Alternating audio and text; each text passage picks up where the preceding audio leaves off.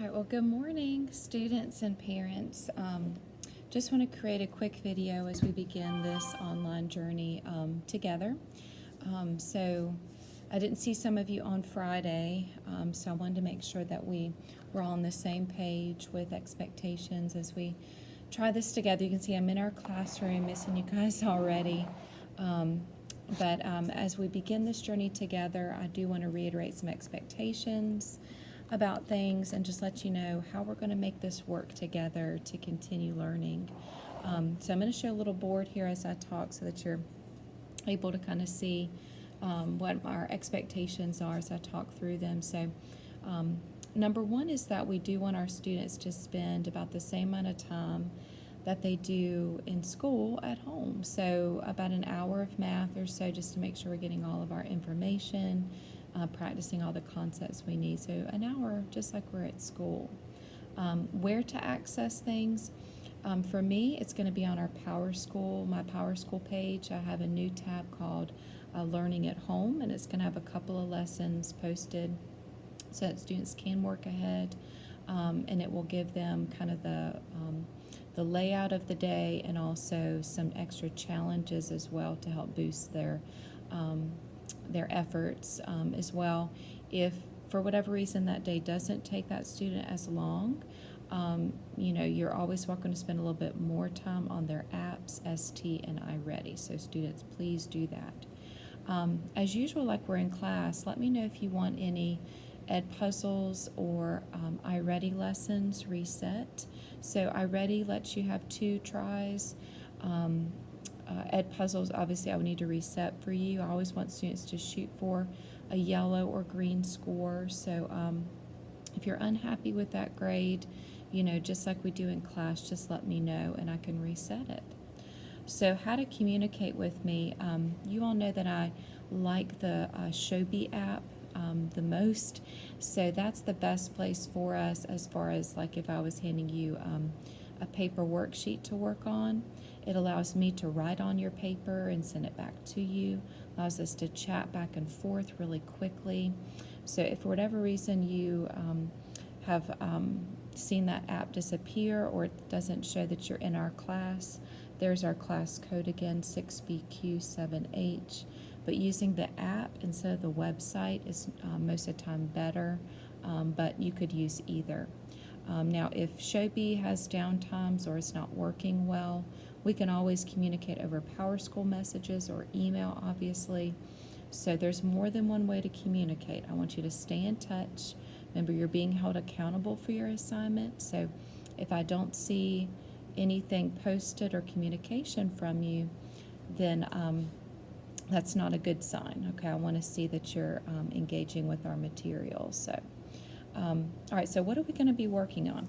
This week's theme is going to be surface area, and then we're going to be transitioning to volume. So I showed this box to you guys on Friday. Remember that surface area, this is a net of a box. Surface area is all the surfaces, the areas, basically added together. So for this box, you can see that I've got 2 of each color, opposite sides are the same.